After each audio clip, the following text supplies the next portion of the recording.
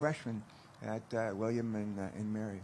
And as they're driving down with the car that day with Ben and Martha and myself, I don't think Christopher was with us that day, but we're driving down and the phone rang. And it was a time when Barack Obama was the nominee, going to be the nominee of the Democrats for president, and he was trying to figure out who to make his running mate. And there was a lot of speculation that it might be Evan Bayh, it might be this person, it might be Joe Biden.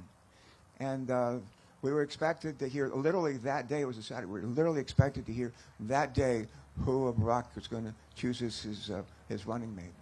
And the phone rang, and on the phone was Joe Biden.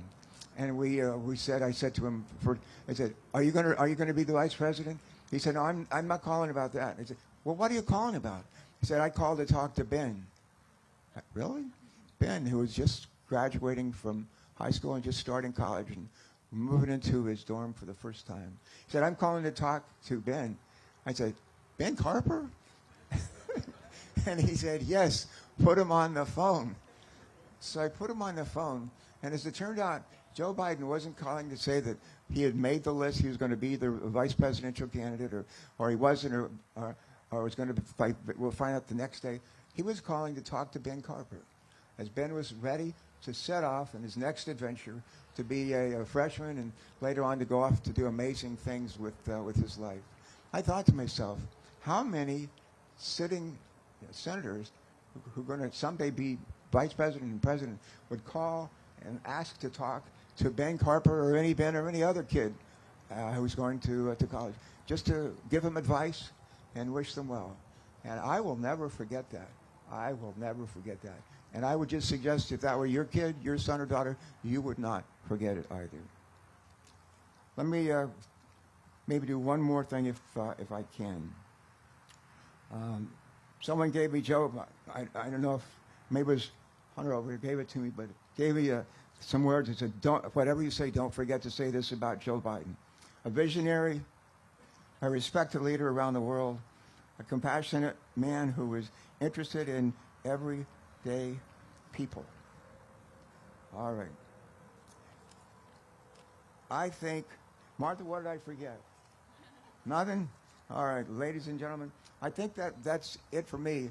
And with that, with me, where's Ronnie? Ronnie? Where's Ronnie? Ronnie, where are you, buddy? All right.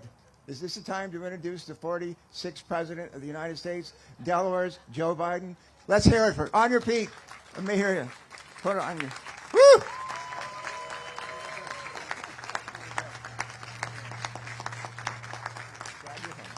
Glad you're home. Thank you.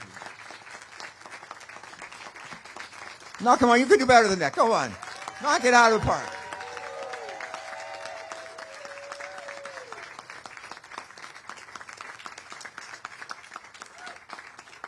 Thank you very much. The greatest honor of my life has been for 4 years being the Commander-in-Chief of the United States.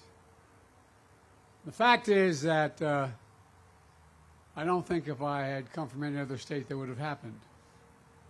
But in Delaware, everybody knows everybody. And it's important.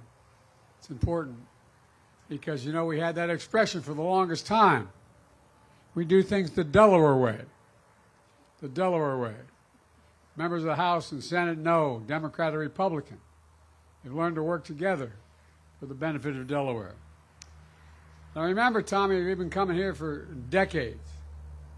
First time I was here, I was reminded of that quote from R.G. Ingersoll, who said, when the will defies fear, when duty throws the gauntlet down to fate, when they shun compromise with death, that's heroism.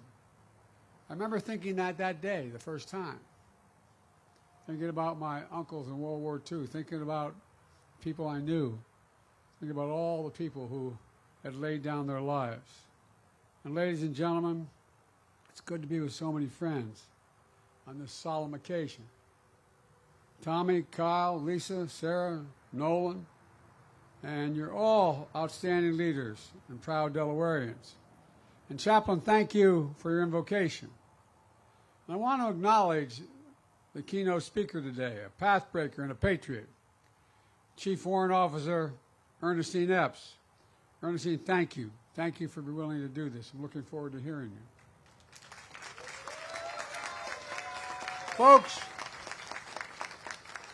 every year we come together to remember the brave women and men who gave their all for this nation, or as Lincoln called it, the last full measure of devotion. That's what it was, the last full measure of devotion. They laid down their lives so we could live our lives in peace, and maybe the most important word, with possibilities.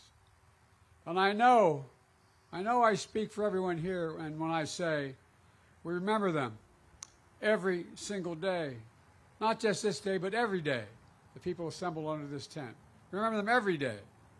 We come together to remember the families that are left behind, the hearts that still carry the weight of their absence, the ache that never fully goes away.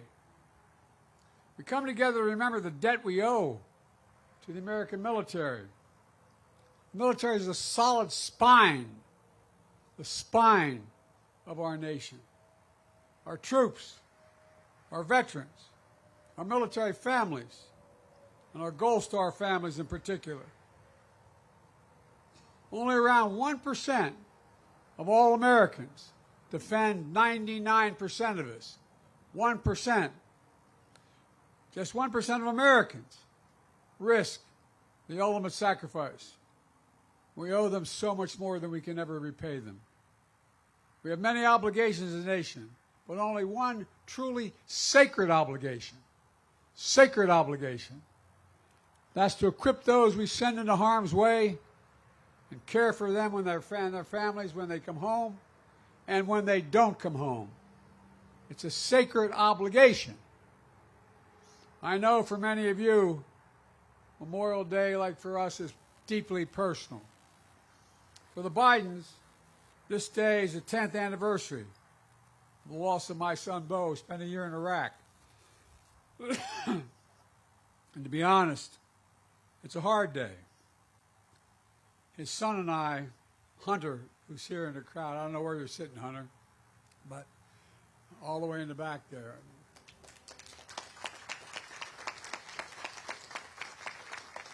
His daddy came to this event with me about the same age when he started. He just graduated from high school, heading off to college. And you know, it's being with all of you, what quite frankly makes things a little bit easier. It really does. So thank you for allowing me to grieve with you. Some of you knew my son Bo.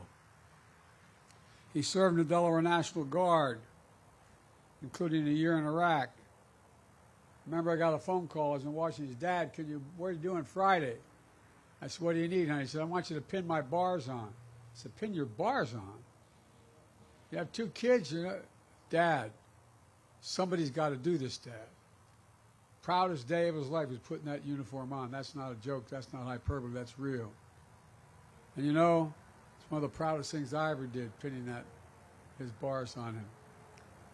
And it means so much to our family at the headquarters of the Delaware National Guard has been renamed after Bo.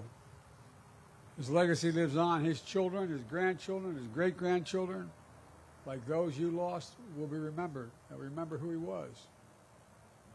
And just like the legacy of all our fallen heroes lives on, they live on in us. And they live on in the strength and freedom of our nation. That sounds like hyperbole, but it's real. It's literal. So everyone who came here today to grieve with grief in your heart, please know you're not alone. You'll never be alone. And your loved one will never be forgotten. Period. My friends, Memorial Day is about something profound. Our politics have become so divided and so bitter. All the years I've been doing this, I never thought we'd get to this point. But we are. Our troops don't wear a uniform that says, I'm a Democrat or I'm a Republican. It says, I'm an American. I'm an American. That's who I am. I'm serious about this. I'm not joking. And folks, our politics has become, as I said, so divided. They wear the uniform of the United States of America.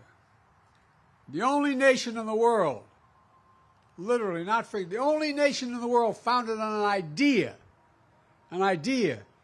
Every nation was founded on geography, ethnicity, some unifying principle, but not an idea. The idea of America was founded on, we hold these truths to be self-evident, that all men and women are created equal, endowed by the Creator with certain inalienable rights, life, liberty, pursuit of happiness. We mean it. That's who we are. That's what makes America the most unique nation in the world, literally, not figuratively. In fact, folks, you know, for generation after generation, the profound idea has been defended by ordinary citizens who stepped up and answered the call. Because of them, American democracy has endured for nearly 250 years. Every generation has to fight to maintain that democracy. Every time, every generation. Because of them, our government is still of the people, by the people and for the people. They are we, and we are still free. And now, we must make sure that sacrifice has never been in vain. Let me close with this. The women and men we honor today are no longer with us, but you can still hear their echoes. Literally, can't you, if you lost anybody? You can hear their echoes. The echoes of their voices. They're asking, what will we do? We who are alive, we who remain. They're not asking us to risk our lives. They're asking us to stay true to what America stands for. They're not asking us to do their jobs. They're asking us to do our job, to protect our nation in our time, now, to defend democracy, be part of something bigger than ourselves. So today, let's renew our pledge to honor our heroes. I mean this sincerely. Renew our pledge to honor our heroes. Think of what they did. Think what they'd be doing if they were standing here today with us. Not only with our words, with our deeds. To care for their families. To support our veterans. With more, not less. I get really angry when I hear about veterans are seeking too much. They're not enough. That's why I wrote the legislation relating to Gold Star families and the rest. It's an obligation we have. It's a matter of honor. Honor. Ladies and gentlemen, to make sure our democracy always lives up to their bravery. To their bravery. And I want to thank you very much, and I want to recognize the guy who's brand new to all this.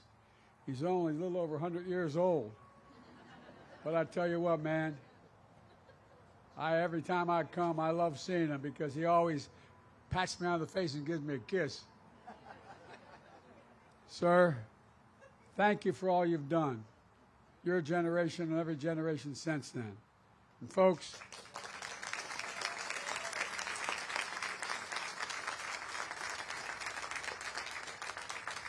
and I want to say this from the bottom of my heart. Thank you, particularly to the Gold Star families. Thank you, thank you, thank you. The country owes you. Thank you.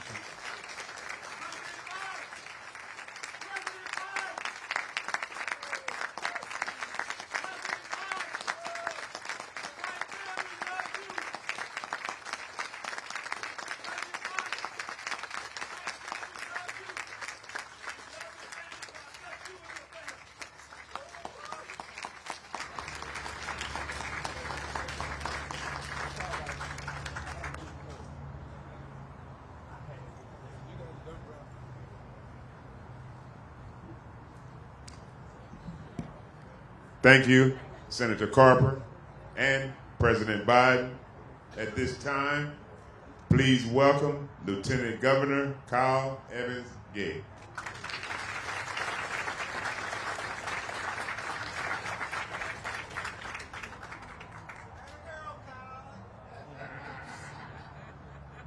Thank you, sir.